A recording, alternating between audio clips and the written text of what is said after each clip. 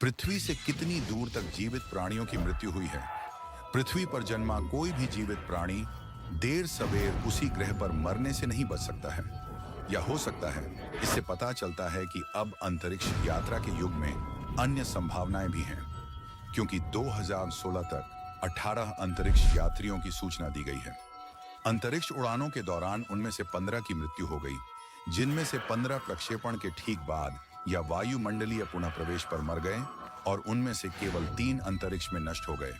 उपरोक्त 3 लोग सोवियत अंतरिक्ष यात्री व्लादिस्लाव वोल्कोव, विक्टर पॉट्स आया और यर्गर डबरवोल्स्की सोयुज 11 के चालक दल थे।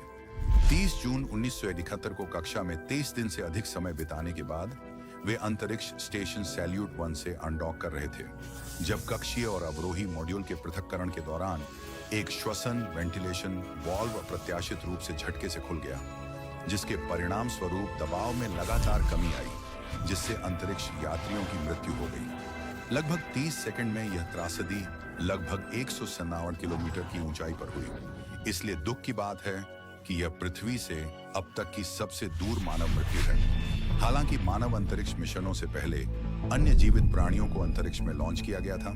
संयुक्त राज्य अमेरिका और यूएसएसआर जानवरों को ऊपर रख रहे थे 1947 से रॉकेट। ये मुख्य रूप से कुत्ते, बंदर, चिंप, लेकिन ततैया, भृंग, कछुआ, मक्खी, कीड़े, मछलियां, खरगोश, मधुमक्खियां, चींटियां, मेंढक, चूहे, झींगुर चूहे और कुछ अन्य जानवर थे, जिनमें से कई ने अंतरिक्ष का मार्गदर्शन किया। लेकिन जो जीवित प्राणी पृथ्वी से सबसे दूर मर गए हैं, वे मनुष्य या परीक्षण जानवर नहीं हैं। ये सूक्ष्म जीव हैं। यहाँ तक कि उन अंतरिक्षयानों को भी पूरी तरह से कीटाणु रहित करने की आवश्यकता होती है, ताकि उनके नए वातावरण को दूषित न किया जा सके।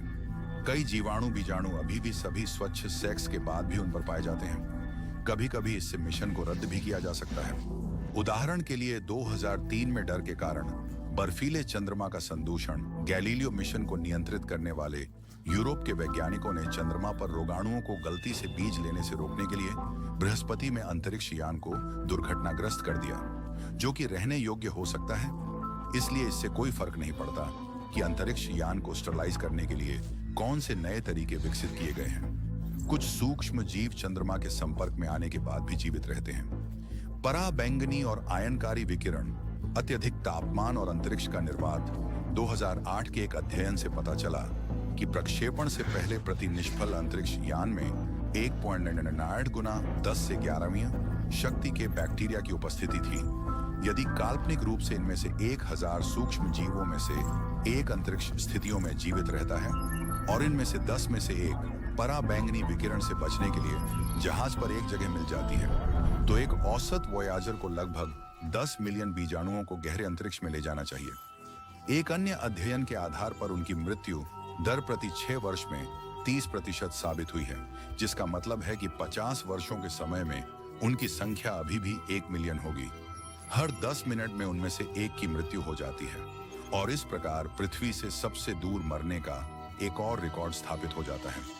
अगर आपको वीडियो पसंद आया तो लाइक बटन दबाएं और हमारे चैनल को सब्सक्राइब करें। आगे बहुत सारी मजेदार चीजें हैं।